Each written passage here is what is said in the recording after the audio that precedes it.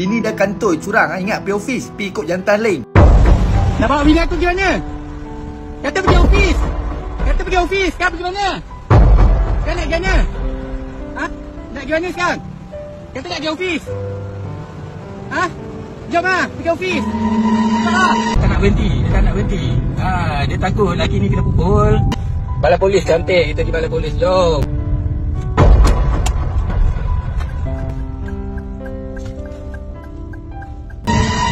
Cik, itu isteri saya. Laki ni saya dah buat report polis. Saya kata jangan dekat dengan isteri saya. Ada report polis, kita cek report polis nanti. Saya dah bagi tahu dia dah. Jangan bawa bini saya lagi. Alright. Nice. Hampa memang betul-betul bingai hampa ni perempuan weh. Memang aku mention semua. Hampa nak kata mak bapak aku kata, dulu ibu aku. Yang koyak macam hampa. Hampa tu tulang hampa tak boleh betul dah. Bengkok sampai bila-bila. Macam otak hampa. Semua benda nak betul. Pui.